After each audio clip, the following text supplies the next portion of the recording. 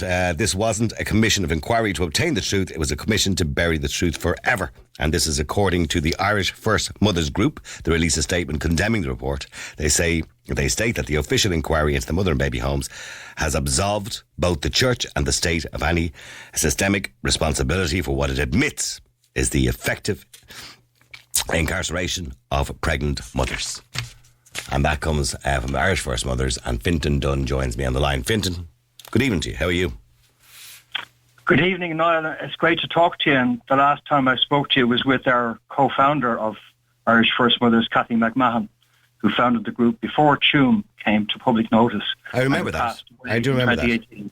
But I'm assuming you didn't get to read all 3,000 pages of it yet, but you got the general gist of what's in the report today, and you heard what Micheál Martin had to say and what the Minister for Children had to say, and et cetera, et cetera. So what is your general feeling on it?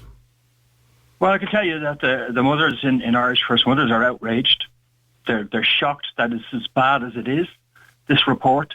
And, I'd like to straight away give the lie to this idea that church and state were not responsible. And I'd like to do so by quoting the words of Paddy Cooney, a Minister for Justice at the time in a Fine Gael government, at the first ever Irish Adoption Workers Conference in 1974. Ireland had come on. We now had a lot of adoption workers, and they were having their first ever conference. And he said to them, "I think we're all agreed," he told them, "that the consensus opinion in our society is to the effect that adoption is better for the illegitimate baby than to be cared for by its mother."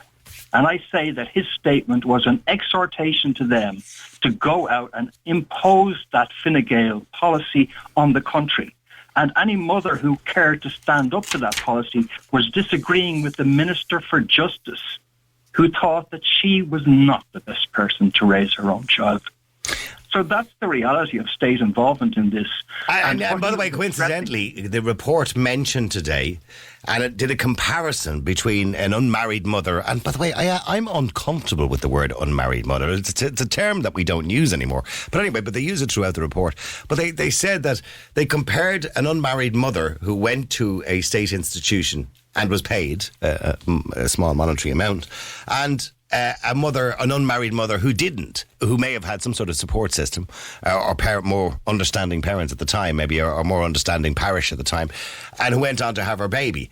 And they said from that point of view, it would be unfair if that person didn't receive any abuse, obviously, or anything like that. It would be unfair to discriminate against the person who didn't go to the home. In other words, that they would say that they would have to compensate every unmarried mother, who didn't receive state support at the time. Do you get what I'm saying? And I thought that comparison was a strange comparison to make, because there were two completely different instances. I mean, the idea that they said there was no evidence, for example, of systematic abuse, no evidence of systematic forced adoptions. Children were twice as likely to die in the mother and baby homes. Now, those figures fluctuate quite across from 1920 right up to 1998, depending on what year. As you got closer to 1998, obviously mortality rates dropped a little bit because they were treated a little bit better. Not perfectly, obviously, but and let's just deal with one thing. And by the way, before I go any further, by the way, I do want to mention, by the way, as well, and I think you were probably going to say it there as well, that you were going to talk about Cathy McMahon. And sadly, Cathy, she worked tirelessly, but she passed away recently, and I know Cathy did, and I do my condolences to you, Fintan. I do apologise for not letting you say that. I think I cut you a little bit short when you were going to say that, Fintan. Yeah, well, I think Cathy would. I'm expressing her views because, I was married to the woman, and so it's just. When did she pass? When did she pass away? She passed away in 2018, and she was in Geneva, and she visited the United Nations. She was keen to see the Irish government face up to its responsibilities to genocide charges.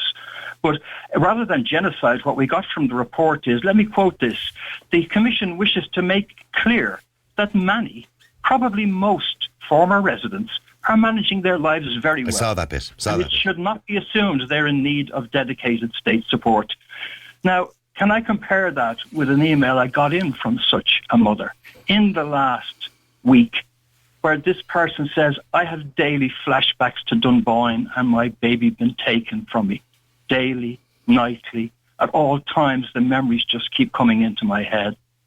They took my baby from the nursery without telling me. When I went to look for her, she was gone. I was back in school a week later, shamed, silenced, changed. I sat my leaving cert, I don't know how. I suffered anorexia and bulimia over the next 10 years. I was suicidal for years. I'm 55 years old now, and I'm still crying. I'll never get over them taking my baby. The loss is with me every moment of every day and night. They just took her. She was gone. I loved her so much. The pain is a physical pain in the chest and the stomach. The Commission says most former residents are managing their lives very well, and it should not be assumed that... Now, I know they got testimony like that from that woman, from others who were in there who suffered these lifelong traumas as a result of what they went through. But in the mind of the Commission, no, the mothers didn't suffer such trauma unless they were physically beaten or starved. Well, see, isn't this the strangest thing? When we talk about domestic violence, we only brought in legislation 2 years ago about coercive control and about emotional abuse, etc., all to be considered domestic violence. And yet when this report states that there's no evidence of systematic abuse, so literally, unless they were physically beaten, it wasn't classed as abuse. The very idea that you would bring a young girl who we spoke to today, for example, who was 16, who went to Dunne and was brought there by a nun she met outside the Gresham Hotel, and it's this dark, dingy place and horrible place, and treated like, well, she said, in fairness, she wasn't physically abused, but she was 16 and forced to sign a consent form that, it wasn't informed consent because she had no idea what she was signing. Her baby was taken away from her. But the very idea that you wouldn't call that abuse, or you wouldn't refer to that abuse, just because she wasn't beaten. Now, she was up at 5 o'clock in the morning, she was cleaning the stairs, she was doing her work and all the rest of it, but just because she wasn't beaten, that's not abuse. That's traumatic. That's something she cried her eyes out today because she lost her daughter. Obviously, she gave her daughter up for adoption. But this is the fantasy they have to cling to in this mindset, which the judge seems to share, which is that, no, most women gave up their babies consensually. But nevertheless, the courts disagree because they say the true test, and I'm quoting the Irish courts here, is whether in the circumstances which prevail at the time, she makes her decision, at the time she makes her decision, that decision reflects her will or the will of someone else. That's the bottom line as far as the courts in Ireland were concerned. Is a person who consents expressing their own will or the will of someone else? Well, it was clearly the will. It is coercion. They were coerced into signing this. Yeah. And let's be clear, and I don't want to be disrespectful to those women. Many of these women wouldn't have been highly educated women. They weren't academics. They weren't highly educated women. They came from normal working class backgrounds. And they wouldn't have known what they were signing. When I say they wouldn't have known, they felt they had no other choice. Because as they described to me today and yesterday when we talked about it, and my gosh, I got very upset yesterday talking to one or two of those women, because obviously being born in a mother and baby home myself, I can only imagine what it must have been like for them. But they described this feeling of they weren't allowed to bring home their baby. They had to walk out of that place without a baby, and that was the end. There was no way out of that for them. So they felt they had to sign it. Yeah. And furthermore, to add insult to injury, it just goes on with this report. The report also speaks about the rights of adopted people to have access to information and thinks that there is a right there. It makes no mention whatsoever of the rights of mothers to try and trace the infant separated from them. Not even a mention, not even to rule it out. It doesn't mention it at all. Such a right does not exist in this mindset. Mothers are individuals who cower off in the darkness somewhere hoping that they'll never be traced. This is a myth. The reality is the exact reverse. Mothers hoping and praying that sometime they will reconnect. And to be clear, Fintan, there may be mothers out there who don't want to reconnect, and that's fine. That's their choice, right? And I respect that, and I respect their right, and we all respect their right, but they are a minority, and a small minority. I think so. At that. I would agree with you, because any of the mothers I have spoken to on the phone, they all dearly want to meet or find out, if they haven't already done so, they all want to find out, where their baby is, who's now 36 or 40 or 50 years of age. They want to find them. And in the report as well, it mentions that it was illegal, for example, for them to put adoptive parents' names on birth certs, which, by the way, I had a short form birth cert with my new parents' names on it. That was essentially illegal. It was also against a breach of human rights to put the word illegitimate, which I actually put up on Twitter yesterday, the little document that I got where I was born, and it has illegitimate written on it. That was also illegal, or when I say illegal, a breach of your human rights as a child. That these women, it said here about, the mortality rate. Now, this is something that we need to talk about as well. And they talked about the Congregation of Sacred Hearts of Jesus and Mary, who owned and ran Bessborough. And they didn't know where the other children were buried. This is You couldn't make this stuff up. You just couldn't. The burials of the children who had died in the 3 Sacred Heart homes in Bessborough, Castlepollard and Sean Ross are not recorded at all. More importantly, there is no certainty about where they're actually buried. Well, one of our members, Sheila O'Byrne, handed a map to the minister which showed the location of burial grounds on an old map.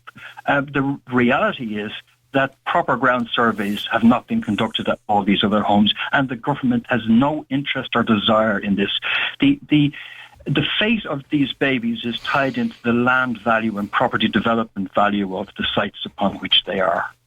That's the reality here. And there was one of them under a heading, and it said, the report notes that some pregnancies were the result of rape. Some women had mental health problems and had intellectual disability. And what I'm seeing here is, under any other circumstance, if this was written like this or it was portrayed like this, there would be outrage. That the report is suggesting that obviously that some women had been raped, and we spoke to one woman today who had been, by a friend of the family, our father's friend or something like that, and she didn't want to go into too much of that on the air and talk to us, but that was the case, and they were more concerned about her pregnancy than they were the fact that this poor 15-year-old girl was raped. But it says some pregnancy was the result of rape. Some women had mental health problems and intellectual disabilities.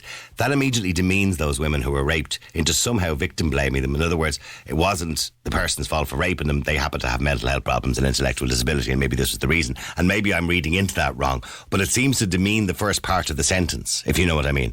I just find that there's a little bit of circumlocution there, maybe because many of those who were raped were 11, 12, 13, 14, and some of those who were being raped were at a mental age of 7 or 8, but were aged 30 and 35 and were on 3 or 4 pregnancies. And this was not being reported to Gardaí.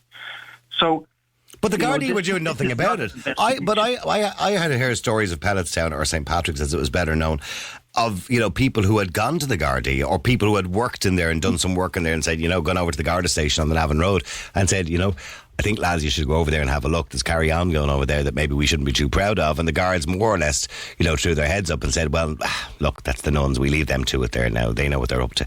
So there was that kind of attitude in society as well, wasn't there?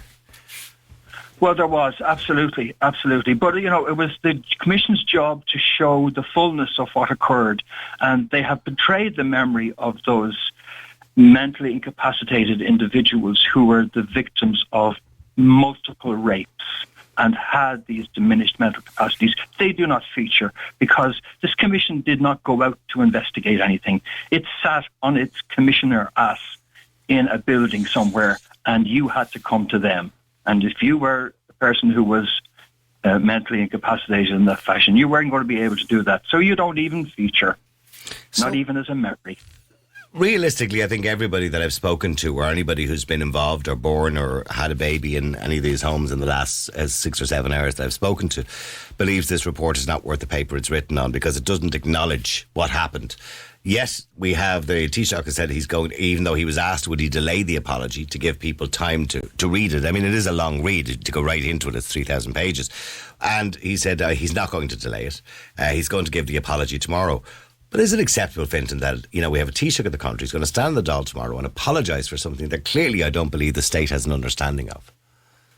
Absolutely. I think it would be very ill-advised to give an apology. In the first instance, let's be frank, the government has on prior occasions made it clear that these apologies are moral apologies. They have no legal value, and the government is not admitting responsibility when it makes such an apology. So in the light of that, and in the light of them through the report and by accepting this report, maintaining this illusion that the mothers consensually gave their children up, that no substantive abuse occurred, denying the real abuse of removing the children. No, I think we need... Well, I mean, essentially what they're saying too, I mean, in the list, in the draft as well, that they're talking about what they're going to do better, but talk about giving medical cards to people, etc., and financial assistance and supports services. They are saying we're not giving any money. Unless somebody has been very badly physically abused and can prove that. That seems to be what they're suggesting. And I don't want to be putting words into people's yes, that's pretty much it. Yeah, that is pretty much it. Because what they say, and I go back to what they said, they're comparing a woman who had a baby in one of these institutions to a woman who is a single mum outside the institution having a baby, and they're saying if we have to financially redress the person in the institution, well then we must redress those people, the single parents or unmarried mothers outside those institutions who went on to have their babies who didn't get state support at the time. time. So they would have to redress them too. In other words, they're comparing, so there's no reason to do it. Yeah, but that's ignoring by their standards that removal of a child is not an act of abuse. It is an act which inflicts a lifelong trauma, lifelong PTSD, lifelong complex PTSD, and other symptoms are the results of such removals. So the government has nothing in place 6 years into this. You see that email I read to you, Niall, there from that poor woman who's now in her mid-50s and still crying from what happened back before the Leaving Cert. She's still like that. 6 years ago she was like that, and she will be like that, because going to counselling is not going to sort it out for her. She needs, like a concentration camp survivor needs to meet with other concentration camp survivors. That's what she needs, so they can all know and understand and feel what they went through back in those places. And in that moment of healing with each other through shared experience, there is great healing. This is the work that Kathy did when she was alive. Mm-hmm. And the failure of the government to take that model on board and realise that, no, they need to build a community of healing mothers who can help heal others and spread the healing outwards. It cannot come from cold clinical interactions with individuals who have no idea what it was to be in a mother and baby home. Well, they did seek to minimise what they believe was the word abuse, and they used the word abuse. They said, in terms of abuse, the report states that the Commission did not hear any evidence of sexual abuse of child residents, but did hear some evidence, they used the word some cautiously there, of physical abuse, which, while unacceptable, was minor in comparison to the evidence of physical abuse documented in the Ryan report. And of course, the Ryan report in relation to sexual abuse by the clergy. But in saying that, when they talk about it was minor.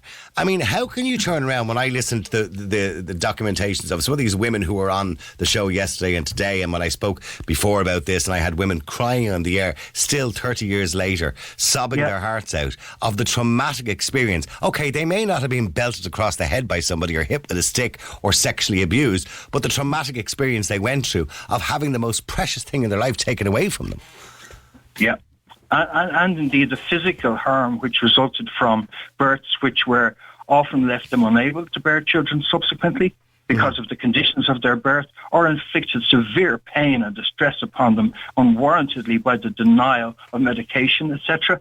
This commission is living in fantasy land. With due respect to the judge, I think that the great disappointment and the reason we're in this situation is a judge 30 years younger would have been a better choice, would not have shared the cultural values that we seems to have informed this judge. They don't seem to want to proportion any blame.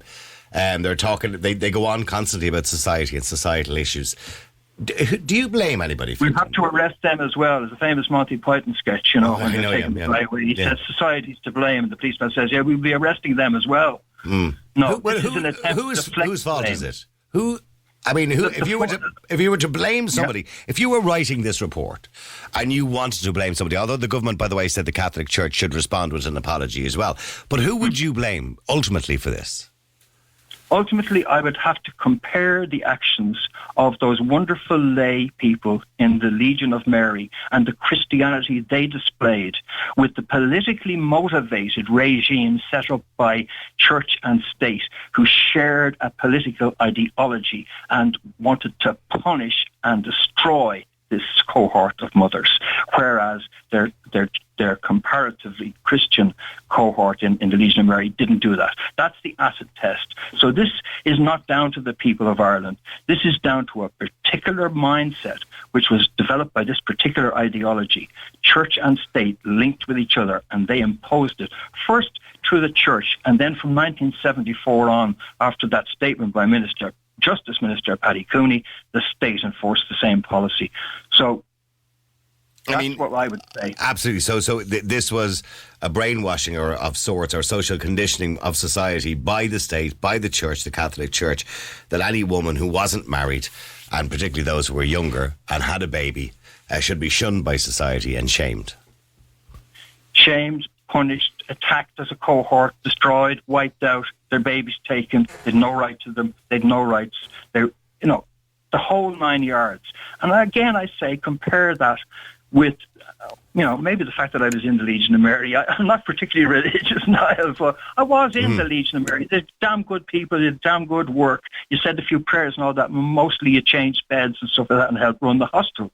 And That was the true Christianity of Irish people as expressed by those individuals. So quit trying to blame this on the Irish people en masse, as if they were all ignorant rubes. I think I gave a good analogy, and I gave it earlier on when I was speaking to the Associated Press earlier on. And I know it's an analogy about a pandemic, but, if somebody comes up and tells you to put a mask on in a shop, not that I would go into a shop without a mask, by the way, but if they did, I don't blame the person. I blame the people who told that person to behave like that and react like that towards other human beings. So in other words, it's a social conditioning. It's all social conditioning. So people were told, parents were told by the local parish priest and the local teachers and everybody else that this is the way you behave towards a young girl when she gets pregnant. Yeah, and the bottom line is that legally what you have to do is apply the international standard, and that is that this was effectively genocide which was ongoing. But if the Irish government is still in power and were the Nazis, they'd be coming out with a report saying, no, they weren't actually concentration camps at all. They were the sanctuary camps we set up because there was a lot of prejudice against Jews and people like that, in society. So that's why we set the camps up, just to help them out, give them somewhere to go. Yeah, you see what the lie is, how it's... I always refer to them as baby factories because that's essentially what they were. And the argument that they didn't get any money, well, they got paid by the state and they also got donations, but they called it donations because I know my father paid for me. He gave a donation at the time when I was adopted in 1964. I was actually adopted. I was born in 1963. So at the time, and everybody was expected to give a donation. And listening to one of the women today document the time that she was there, and she said on a Sunday she would have to go and make the tea and get the biscuits for the couples that would come in on a Sunday after Mass to pick a baby. And I said it was almost like going into a pet shop to pick a puppy. And she said you'd be making the tea and biscuits for them, hoping they wouldn't pick your baby. And how can you even contemplate this? You know what I mean? It's horrendous. She said boys be on one side, girls be on the other side, and they'd be all looking nice, pretty. I used the Nuremberg analogy before, but not lightening the tone, but what's the difference between Long Kesh and a mother and baby home? Well, one is a place for dangerous enemies of the state, and the other is up in Northern Ireland. Mm-hmm. Because at least in Long Kesh you got to come out, but of course many were never the same again. But while we were getting worked up about the infringement of human rights of locking individuals up and inflicting such harm upon them without due cause or legal cause, we were routinely doing this to women, routinely, without any give by or leave by anybody, and nobody getting worked up about the human rights of it all until here we are in 2020, and we're still not facing up to it. So this was their Long Kesh. And for them, it wasn't just a question of losing a bit of your body or losing an arm. You can bolt on a new leg, but you can't bolt on a wooden baby. And when I look at some of the women that I've seen more recently talking about women's rights, a lot of the famous feminists at the moment, who sometimes I have the odd argument with every now and again, and over the last 3 or 4 years over different issues, they'd be on TV, they'd be on Twitter, they'd be going viral with different things, outrage, and yet I'm asking, where are they today? Why aren't they standing up for these women's rights? And this wasn't. We talk about this like it was 100 years ago. This was only 30 or 40 years ago. I mean, it's not like in the long distant past. I mean, this is only fairly recently that we treated women in Ireland like this just because they were a subsection of women who happened to get pregnant and not be married at the time. It's crazy. Yeah. So where are these women standing up for their rights today?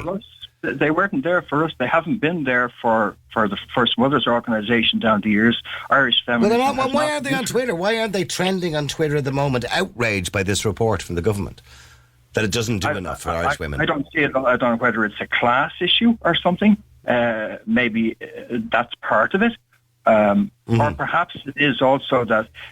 People don't want to fit. You see, the thing is that, with all due respect again to Judge Yvonne Murphy, she comes from a class which got these babies preponderantly and more than they deserved because they were relatively well heeled. And that was the criteria. And essentially this was a movement of children from the disadvantaged to the advantaged. And so that advantage set, they don't want two things. Mm-hmm. They don't want their adopted children going looking for their origins, in many cases, because again, the Irish tendency to just leave alone, say nothing, leave it all in the dark. And they also definitely don't want voices from the past showing up knocking on the door.